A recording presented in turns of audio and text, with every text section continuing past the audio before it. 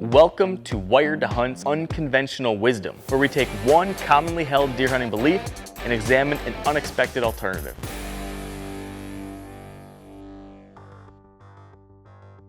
Conventional wisdom within the whitetail world is that the higher in a tree, the better. If you're trying to set up a tree stand or a saddle, a lot of people recommend get up high, get up above eye level. It's less likely that deer are gonna see you the higher you get, etc., etc. That was hammered in my head for a whole lot of years.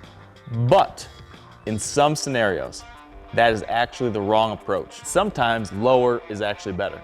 So first off, a couple downsides of always getting high. It's not good for your IQ, slows you down, and you eat too much food. Number one, the higher you get in a tree, the more difficult of a shot angle you're gonna have. The steeper an angle you get, the more difficult that shot becomes. You also have a smaller target window. So the lower you are, the easier of a shot you have. Another downside of always needing to get high into a tree, especially if you are a mobile deer hunter and you're gonna go in there with sticks to set up today, to hunt today, you need to carry a whole bunch of sticks, and there's gonna be more opportunities for you to fumble something, make more noise, all sorts of possibilities there to consider. If instead you decide the right place to be is 15 feet in the tree, that's fast. Less opportunity for things to go wrong. The best way to consider where you should be in a tree is where's the best cover. If you have cover that's available lower in the tree and not so much up high, you should not go high. How do you stay hidden? If that is higher, sure, go higher. If that's 10 feet, 10 feet. Even though this is a small tree, you could easily tuck in right next to a bunch of pine branches like this and stay pretty darn hidden, even if it's relatively low. It depends on the scenario, it depends on the tree, but you get to read the situation. There was a second thing I was gonna say. What was the second thing I was gonna say?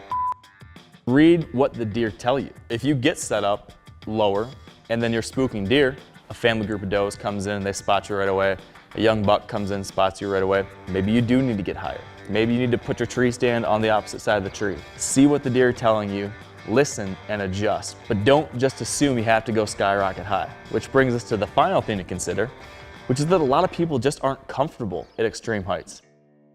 If someone's telling you, you gotta be at 25 to 30 feet, so you go way up there and you're at 30 feet, but you're shivering in your boots and you're not having fun, you're not comfortable. A, why the hell are you hunting if you're not having fun? B, if you're feeling that uncomfortable, let's talk about how that shot's gonna go. If a deer does come in and you're super worried and you're looking down and you're getting nervous and you're kind of feeling uneasy up there and you're trying to shoot a deer, that's not a recipe for success.